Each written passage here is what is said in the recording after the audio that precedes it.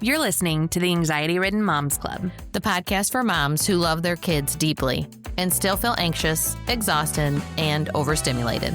Here, we talk about the messy stuff, the thoughts we don't say out loud, the pressure to do it all, and the journey back to ourselves.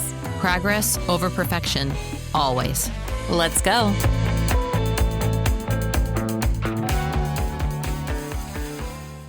Welcome back to the Anxiety Ridden Moms Club, where today's episode, we have no idea what we're talking about.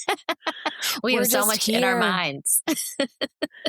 So much in our minds. And sometimes we pick a topic, we know what we're going to talk about, and then it doesn't work out. And that's okay. But the plan for today was to talk about the difference between being a nice person and a kind person and which one we should all aspire to be.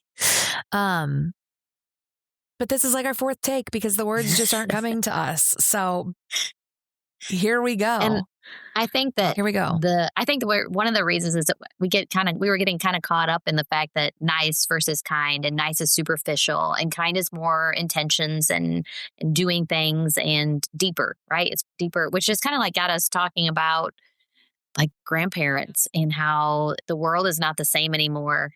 Anyway, so I think that when it comes to nice and kind, it makes me really think about just the world and the things that are going on and the changes that have been happening even in our youth. And I have noticed like over the last several years that kids and even the way that they treat their grandparents, we used to always have a lot of respect, or we're told you had to have a lot of respect for your grandparents. And even though I definitely believe that grandparents that are not as kind, I understand that that's why sometimes people maybe aren't as kind back. But I do think there's a lot for us to learn from the elderly. And instead it was an old lady. I read a story. There was an elderly lady and she was on her walker and somebody walked down the street and just threw her to the ground. Like some horrible stories. Like I just guess the nice and kind that got me just thinking about how we've lost a lot of respect for our elders. Just like you should respect me because I am your elder. You are my elder and I do respect you. Nora and I had this conversation literally just yesterday about respecting your elders. So one day this week, I got a call from school that she fell down at recess and was in the office crying. And she destroyed her ankle. And probably shame on me because I did not take her the rising cost of healthcare. I was like, I'm sure it's just a sprain. Yeah. Sprains, I've heard, yes. I've experienced. Well, I haven't experienced because I haven't broken my ankle, but I've heard that sprains are, just as bad as or hurt worse than a break. So I'm like, let's just ice it, do, the ibuprofen, all of the things. But she has been reliant on every single person, in this house for a week. And she was getting a little sassy yesterday and, she's actually staring at me on the other side of this computer, but, was getting a little sassy yesterday. And I'm like, okay, we have to respect our elders. And she's like, I don't, you're not my elder. I'm like, I am your elder because I'm older. But how do we bring respect back into this world? Because it's so easy to pop off and call names and whatever the case, it just, I feel like this whole world is missing respect. Yes. I think that, it stems from at home. Let's be honest. It all comes down to what the hell's that supposed to mean? Oh, she insults me. Hey, I'm your elder. I'm here to teach you something. Well, get to teaching. I do think though it starts at home, and I think that a lot of people, even in my age group, that had a lot of respect for our grandparents and listening to them. I think some of them also lost touch when they started raising their own kids. and didn't really instill the fact that there's a lot to learn from your grandparents. There's a lot of additional benefits you get from even having them in your life. I mean, they give so much extra, I don't know, love and attention and things that they can teach you about the world. And, so they go to school and they learn whatever history book that you got in front of you, but it's not the same as what your grandparents could sit there and actually teach you about and explain. And Well, it's just yeah, Mhm. experience, right? The more you experience, the more you know. Mhm. But I guess I go back to the question, like, where did this switch come from? Where did we go? Because I lived in a world where you respect your elders, your grandparents, your parents. You don't cuss Mhm. around them. You don't yell, fight, scream, Mhm. whatever the case may be. Like, you get your ass kicked if you disrespect a parent, a grandparent. So, where did we go so wrong in the world? Why is it the way that it is? And how do we get it back? And how do we instill in our children how to Mhm. be kind I don't know, but I do think humans? one thing that even I was watching, scrolling through and saw on Gary Vee he was talking about even you can volunteer like at nursing homes. So when I actually was 22, I think years old, I had moved, and when I did, I needed any sort of job, and so I ended up working in a nursing home. And at first, and I always one thing I can tell you, like was lucky enough to have great grandparents in my life, and I have had both sets of grandparents in my life, and so I was around a lot of those, older people in my life, and so I was very comfortable with that. But even going to a nursing home when I first started doing that, it was just somewhat. I don't know. Wait, so you just went to a nursing home and No, hung I out? started Why working there. I why didn't have were because you I at a didn't. nursing I home? moved and I needed a job, and it was like the first job that I was able to get right then. I was like 22 years old, needed work. Sorry, and so I ended up working at a nursing home.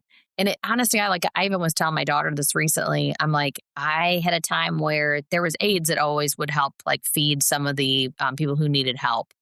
And I was like, oh, I don't know if I can do that. Like, and then one girl asked me one time, she's like, I'm really in need of some assistance. Could you help me? And I'm like, well, okay, I guess I will. And I told her, I said, it was amazing how even after I did that, I kind of fell in love with doing it. And so then I helped do my other jobs faster so I could actually go over there and help feed those people. And I do really, What did you enjoy about it? I think I just enjoyed the fact that that person has lived their life and probably given to so many people in so many ways. And it doesn't have to, it can be whether it's financially and whether it's through hard work, whether it's just a lot of love, whatever it is, that person's lived a life and here they are struggling. They can't even feed themselves and they need assistance. And I just think I don't know, like I would want somebody to treat me with dignity if those things happen to me. And I think it just made me kind of realize like these people really, like, the elderly deserve respect and they deserve help. The elderly do deserve respect. You know what I think it is? I think that we are raising kids that think that they Mhm. know it all and they don't want to take advice and they don't want to take anything anybody else has to tell them or give them Mhm. because they Mhm. know it all. And apart from knowing it all, we're in a world right now where everyone is offended by everything. Everything offends people. Everything offends. Mhm. You know what I'm saying? Like if somebody gives you constructive criticism, you don't take it, learn from it, and grow. You get pissed off because you know it all and you're the best.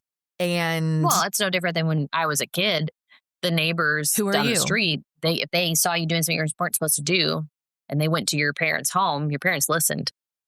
Now they don't listen. Now they're mad or upset or they think, wait a minute, you can't be talking about my kid. So I think it's just like if we went out, we were told to go out. We didn't have cell phones. So we were told to go out and run the streets. We could do that until the street lights came on and then we had to go home. That was your indication. Street lights come on, you better get your butt home.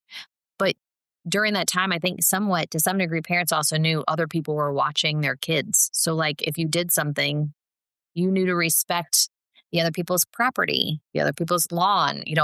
People would come out and they'd be mad if you rode your bike through their lawn or something. You know what I mean? Like, you had to be respectful, or your parents were going to find out and you were going to get in trouble. I don't think that exists anymore. I think that if you got found out, somebody'd say, what's wrong with that person? I mean, really, did my kid really drive through lawn, or who cares if they drove through your lawn? It doesn't really matter. There's just a bike. You know what I'm saying? It's like we always go into this world of defensive. What causes that though? Like, what is it like? It's entitlement. Do we think that highly of ourselves and that highly of our kids that they can entitlement? How do we fix entitlement? Why do we live in a world where everybody thinks that everybody owes them something? Well, I think you know what I mean? Like, I was going to say, let's take Six Flags, for example. Apparently there were hundreds of kids in brawls in the parking lot at Six Flags last weekend. And so now the Eureka Police Department are increasing, coverage and all kinds of things. And they brought a chaperone, not a curfew, but a chaperone. Like, if you're less than a chaperone policy, that if you're under 16, you have to have someone 21 or older with you to go to, like, what happened to we're lovers, not fighters? Why does everybody want to fight? I don't understand. Like, I can't imagine, for one, when I was under 16, if my parents let me go to an amusement park with my friends, like, there is no way I would act like an asshole, because, you know what I'm saying? Like, I respect myself and the people I'm around more than, like, well, what do you get out of starting fights in a parking lot? Like, I just don't understand. I really don't. And I think as parents, we need to do a better job. We need to do a better job of teaching our kids how we behave in this world and how we don't. And I don't know how. And I don't know. I trust me, I don't have the answers. I heard from my boyfriend and my mom this week in regards to my kids. They have to have real consequences. And when it comes to real consequences for my children, here's what I will tell you. If I hand down real consequences, they are the most annoying motherfuckers you can imagine. Like, if I hand down real consequences and say, give me your phone, okay, I will be tortured. See, that's what the problem until they get their phones back. So, like, and I can tell you, like, for me, I've never been one to, like, I don't take cell phones, and I never, like, I didn't do traditional groundings because to me, I don't know. I didn't like them. They weren't if I was giving them punishment anyways, it had to be somewhat entertaining to punish them. I know it sounds probably kind of crazy, but I had to have some sort of entertainment to it. I think part of the reality of it is, though, too, is that the younger generation is raising their kids and somewhat involving them in adult life too much. So they're becoming a little more of on a friend level, which, when you live with your kids, you're not their friends. They don't need you as a friend. They have plenty of people to be around. They need you to be their mom, their dad, whatever. And so I think that creates where, when you lose your voice as a friend, if I say you're not doing that anymore. Like, I was always like, I mean, and I've had times where people are like, oh, because I'll be like, I'm a 3 times and you're out, So, like, I'll say, stop doing that. Excuse me, I just told you to stop doing that. Then on the 3rd time, I'll say, and I'm not saying it to you again. I'm like, as if you make me go further than this, it's not the 3rd time I'm going to beat the shit out of you. And my kids just knew, like, you stopped. Because I would, at that point, I'm invested. I'm invested in making you unhappy. And that could be that maybe they're swimming in the pool and you're getting out. Maybe and I don't care. And if you whine, I'll make your life worse. So I think the kids, too many of them think they're going to win. So see, if they annoy you, they keep annoying you, well, they win. And so I think all these kids in the world have won. They win too many things, even at home. That's why I think a lot of it does stem at home for the ones that are really out of control. So, I mean, we could be talking about situations where, like, you have good kids. They're genuinely good kids, right? It's not like they're out doing anything horrible. But at the same time, it's like, it's a frustration of who's in power, and the parents are supposed to be the ones in power of their home. But you get to the point where it's even more of a dysfunction in that manner. And that's why we have these kids who just go do whatever they want, whenever they want. They don't think they need to be home at a certain time. No parents are really responsible or taking charge of what's going on in their lives. And that's why it's getting worse and worse and worse. And we're having kids stabbing kids for no reason, shooting kids for no reason. There are more guns in the youth's hands than I've ever seen before. And I always sit and wonder, like, why? But to some degree, where are I mean, you got to at some point say, where are the parents? I mean, like, the parents have to be paying attention to what their kids are doing. Like, you have to pay attention to who your kids are friends with. I mean, my daughter comes home and she has her friends. I am always like interested in getting to know them, know what kind of kid they are, what kind of things do they do right, wrong, or indifferent. So I know what to pay attention to because my daughter's going to get pulled into that at some point somehow. And I trust that she's responsible and she's going to make the right choices. But what at least is she going to be up against so I can help her?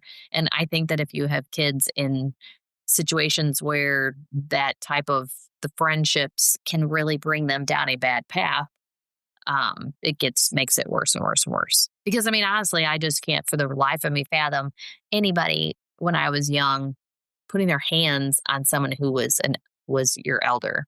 I couldn't even fathom. I mean, just like an innocent old lady walking down a street and to be thrown to the ground, like, I don't understand. Or there's like parties that I've seen pictures where kids are flashing guns and they're 14 years old. Why are we doing this? I mean, when you said about fighting in the parking lot, there was fights in the parking lots when I was a kid, but it was usually a set time. Like, it would be like, I will meet you at 7 p.m. in the Taco Bell parking lot. And I will let everyone know to witness. Yeah. To kick your ass. I don't know. So I had the Drew Barrymore show playing in the background yesterday, and she had Matthew McConaughey on as a guest, and he was talking about, obviously raising kids, and he's like, when you think about raising kids, you think about obviously parenting them. He's like, and then you hope that later on in life you get to be their friend. He said, but what I didn't realize is that there's a period that I want to be the friend. He said, because if they come to you and they bring something to you, you can react. You can blow up, you can, what he's like, but then they're not going to come back to you. You have these little opportunities when you're parenting to like shape your child and your relationship through communication and how you respond or react. So they're going to tell you something and you're going to be like, in the back of your mind, you're going to be like, holy shit, what is happening right now? He's like, but you got to control and kind of be that big brother, that big sister to say, I've experienced this. This is how I think you should handle it. He's like, because if you blow up and you lose your mind, the next time they're not going to come to you.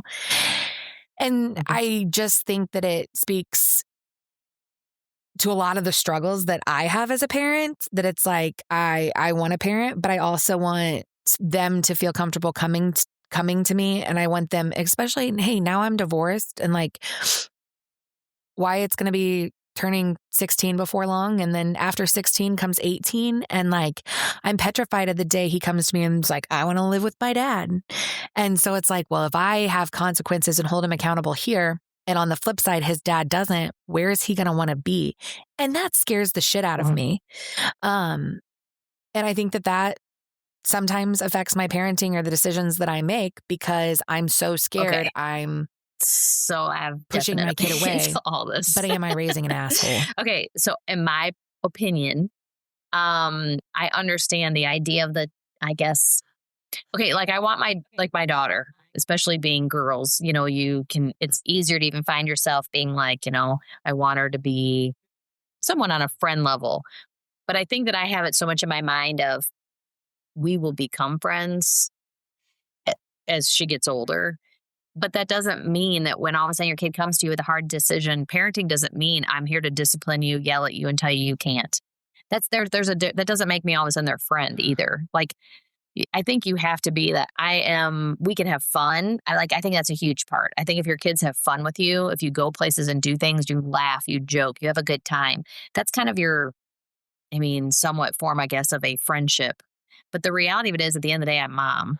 But yet my daughter tells me anything and everything because I don't start yelling at her when she tells me something. When she does talk to me, I think the biggest thing is people always feel like, well, if you go into parent mode, then you're going to all of a sudden start being like, you're doing what? Your friends are what? I don't want you being with that person. This can't happen. Well, why is that happening? And the reality is you have to stop and take a deep breath and just think, okay, if she's talking, I have to let her totally talk. And then I have to be strategic just about my questions so they don't come across as being parental in a mean, aggressive manner. You know what I mean? I'm not trying to put her in her place. I'm just trying to let's have a discussion about it so I can then intelligently tell you the good, bad, and the ugly. And I have to remember I was a kid. And I think the biggest thing that people do, they forget that they were a kid, and then they all of a sudden decide to start punishing everything their kids do because they'll be, I know what you do. I hear so many people say this all the time, well, I'm one step ahead of them because I know what I did when I was a kid. They're not going to do what I did. Okay, well, I get it, but you then should be more understanding to say, let's talk about it because I was a dumb kid who did dumb things and it didn't really always pan out for me in these situations. So we can talk about that. But I think that it's incredibly important that they even say when it comes to kids that they need a smaller space of what they're responsible for. That makes sense. Like, they can't control everything as much as we give them the ability to control, I guess you should say. And so ultimately you have kids have too much going on and they don't have the brain power to do the things that we do. We have to help them with that. And then if you do it right and your kids like structure. So like, I understand like when you get divorced and God, I want them to like my house better than they like their house, but that can't really be your focus. And it's not about that you're punishing them all the time. I mean, being a parent doesn't mean I'm grounding my kids every other week. Right. It means that I'm having discussions. No, I'm saying that I'm the complete opposite, that I don't ground them or don't punish them. But it's like I should. Because you also think that if because you I do want punish them, the punishment is like it pushes them away. Yeah, and that's not true. It's really not true. I mean, reality it is they need. Are you sure? Because I don't know. I will say this. I think that if I had a situation where I felt like if I punished for something that's a good reason to punish somebody, like, hey, this has happened. You know what I mean? You can't say, okay, I will tell you this. You can't have where like, let's say I say, I'm taking your phone away. Now, when you go to your dad's house, you ain't going to have a phone. Like that does make it kind of hard, but that's why you have to be creative and the phone doesn't need to be your go-to thing. Come up with something that they need to do at your home to maybe help or cut the grass or do some laundry or do something else instead. When you're here, you don't get to treat everybody the way you're treating them. You don't get to do whatever it is that you did. And then that way you don't have to turn into this whole, I think a lot of people I hear them, they'll say like, I took them the phone away. Now they should respect that over there and take the phone away too. And instead that person over there says, I think that's stupid. So you can have your phone all you want. That's what turns it into the whole who likes who, you know what I'm saying? Instead of involving them. Well, and on the other piece of that is when they see their father disrespecting me, then it's normal or natural. And that's what I'm trying to get across to them is that's not cool. That's not how we treat people. Not even just me, just anyone. We've talked about it before. The back talking, or the talking back, the not listening, it just, I don't know. It's so hard. But when they, when they see disrespect going on, it's hard to kind of bring them back down to earth. We've talked about before, like there's a way of living at my house and there's a way of living at their dad's house. And I know that that's probably for a lot of people, right? Most. I have different rules. I have different boundaries. I have different guidelines. Whether they have rules or not at their dad's, that's what's up for debate. I do think he does treat them as friends and not a 14, soon to be 15-year-old and a 10-year-old. I think that they hear too much, they see too much, they know too much. And it kind of takes some winding down after those weekends. And it's just, I wish we could get to a better co-parenting place where the rules stayed the same here, there, and everywhere. Or, we as co-parents don't tolerate disrespect. We don't tolerate back talk. And so I think that there's some work that I need to do with my ex to get there. Because right now I think that if I enforce something, he goes against it just because he hates me.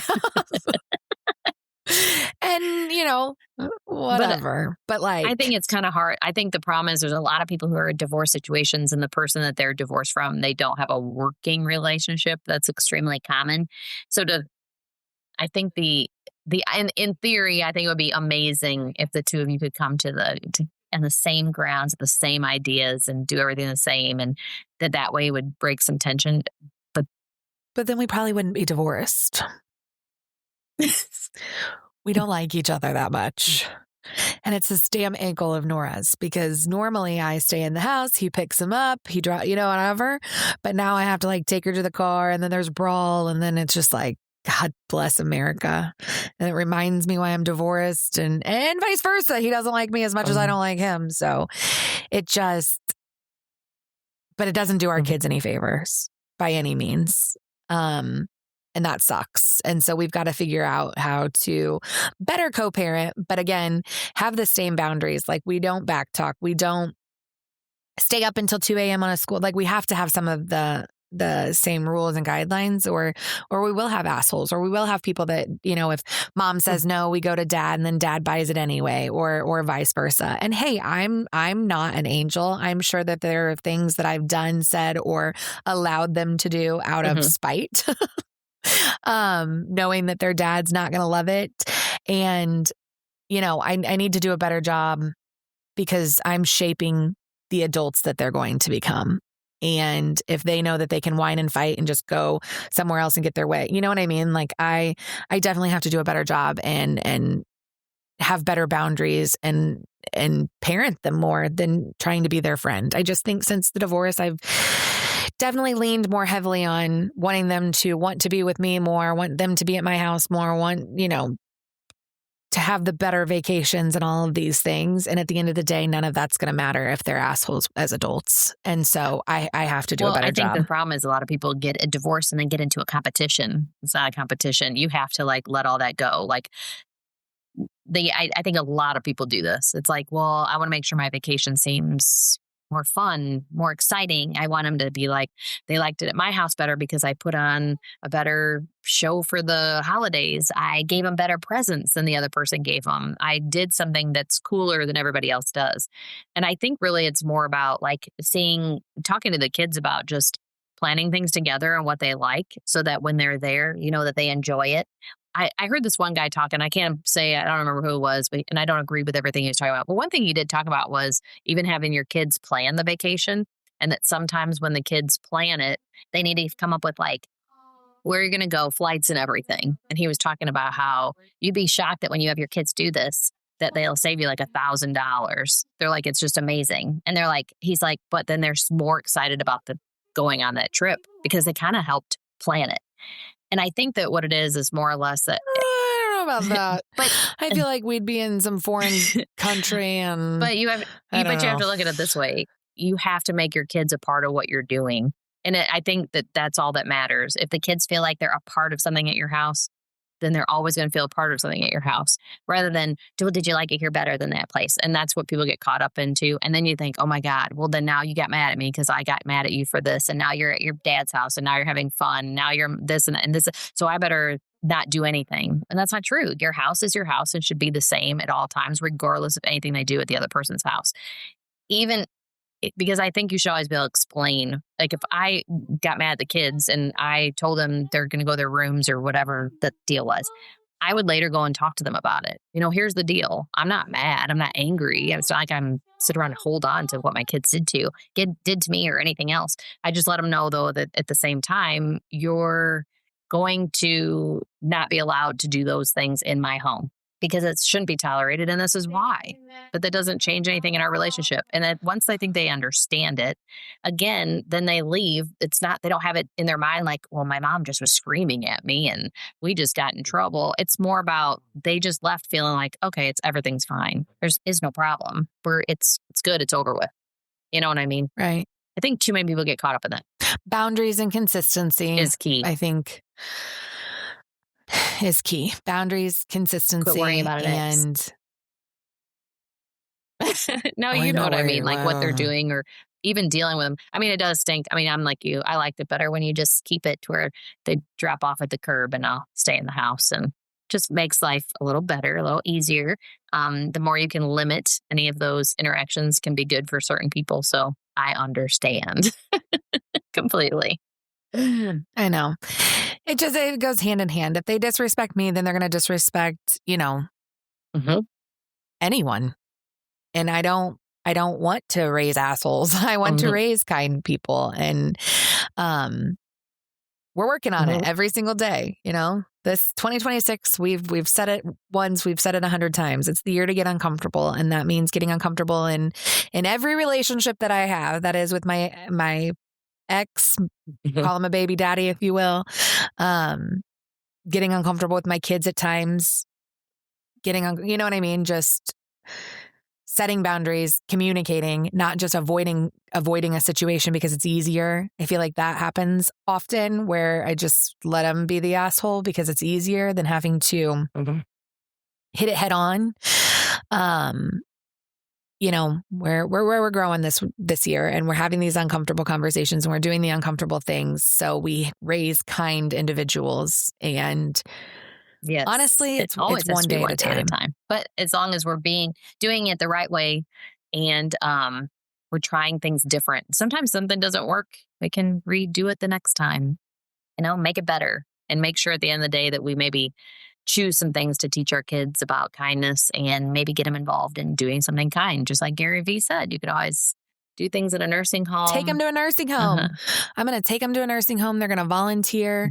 Be better people. Yeah, even I don't want to raise spoiled ass brats. Yeah, sometimes I think it's cool to have them. Let's level set here, though. Okay. I say I don't want to raise spoiled ass brats, but then I was late to record the podcast because I was buying my spoiled ass brat some Neatos that I paid 4 times the price for because they're sold out everywhere. And she didn't even ask this time, but I was like, oh, why is there a line? Like there was this random line uptown, and I was like, oh my God, they have Neatos in stock. And it was like, they opened at 9 and it was 8:57. It was like the perfect time. And I paid 10 times as much as I should have.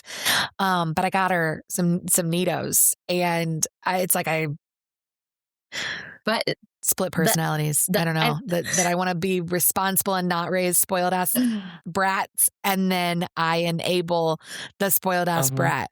And that is tough. That's a tough line. Well, who doesn't want to spoil their kids though? It's always fun. I mean, I love spoiling my kids, but if you don't have boundaries, then it gets out of hand. So as long as you have boundaries, it's not a problem. Spoil the crap out of them. That's the point. Having kids, enjoying them, enjoying life, doing fun things together, laughing, joking, all that good stuff. And once in a while, you got to crack down on them. It just is what it is.